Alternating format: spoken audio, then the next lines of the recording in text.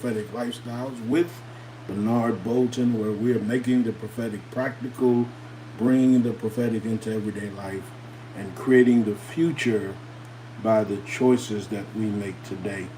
And I am so excited that we are about a week in the Hebrew year 5784, the year of doors, and I wanted to come on and just give you this prophetic word and encouragement that I'm hearing in my spirit from Holy Spirit. When we look at the word door, the the doors that are opening and the doors that are closing, because this is a year where doors will be open to us, and then this is a year where doors will be closed. And this is a year where we also will decide. Now, we won't decide it for every door, but we will decide what doors will open and what doors needs to be closed. That was part of the teaching I did on last weekend. Just a phenomenal time. You need to go back and look at uh, those teachings, the 3 days of celebration during Rosh Hashanah. But here's one thing that we need to understand is that many of the doors that we will experience and encounter this year are going to be linked to our mouth. And so this is a pivotal time because we're in the pay decade, the pay era, and the Hebrew letter pay is the mouth. It represents the mouth. And so an era for us to speak. Those of us who speak well, who speak faith, who speak in alignment with the Lord, to those of us who prophesy, to those who are prophetic, to those who speak life. This is a pivotal time for us, and many doors are going to open as a result of what is coming out of our mouth. So your mouth is going to create many doors for you this year. Please understand this, because there are some doors that will be created by the Lord. The Lord will speak some doors into existence, but the Lord also wants us to understand that He has given us authority in Jesus Christ, and then as humans in the earth, He has given us power over the earth. So that means that a lot of situations and circumstances that we're going to face in this year is going to be influenced and created by the things that come out of our mouth. So I want to encourage you to speak life, no matter how bad things are looking. And I mean, things are looking bad right now. The economy, inflation, the division, not just in the United States, but in the nations of the earth, death.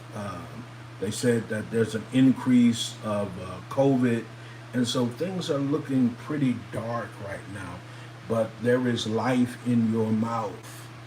When you speak in agreement with what the Lord is putting in your heart, like the Lord put in my heart today, this word, that my mouth, our mouth, is going to determine our doors. And listen, I've been seeing doors open. I've been seeing doors open all for the last couple of weeks, but probably for at least going into the month of Elul, doors have been opening. So I have to be careful. One door was open to me, a business opportunity that I turned down, but I've got other doors that are opening, and I have to be careful of the doors that I go through, the doors that I'm walking through. And I want to give you that same encouragement. But as you speak, and I'm speaking, y'all. And as I'm speaking life into my life and life into my circumstances, I can tell you about one particular circumstance that I'm really being challenged in. But I am speaking faith, hope, and life into that. And I know that it's changing. I know it's changing. And so I want to encourage you to just speak life, and don't speak doubt. Don't speak defeat. Don't speak division. Don't get caught up in the mouth of the world. I hear the Lord saying there is a mouth in the kingdom, which is the mouth of God. And that's the mouth that we seek and we want to align with and speak with. And then there is the mouth of the world that is dividing people, dividing races, dividing classes, even dividing within the church. So we don't want to align with the mouth of the world. So speak life and speak what the Lord is putting in your heart. Speak into your situations and watch the doors form. Watch the doors form for you to go through. Okay? This is going to be an exciting year. And I pray that you receive that. I've been seeing, this is the last thing I want to say, I've been seeing the number 7 and I've actually been seeing the number 77, and so the number 7 is personal to me. Most of my life, even before I was aware of it, because I wasn't really aware of prophetic numbers until I was 49. So we're talking 7 years ago. So that's a complete cycle. But I wasn't really aware of the prophetic numbers until 7 years. But I've been seeing the number 7. And when I look back over my life, I've seen cycles of 7 where God has moved, where God has ended some things, where I've ended some things, where together we came to endings. But I've been seeing the number 7, and this is, of course, the 7th day, the only day that God rested, the only day that he blessed. It's the day he rested, but it is the only day of the week that God blessed. So there is a blessing in the 7th day in Shabbat. And so when you keep Shabbat, you enter into the blessing of the Lord. And we talked about the cycle of blessings in one of our teachings last week. But anyway, I've been seeing the number 7. And whenever I see the number 7, I know that the Lord is telling me to pay attention to the cycle that I'm in. It doesn't always mean that things are coming to an end for me.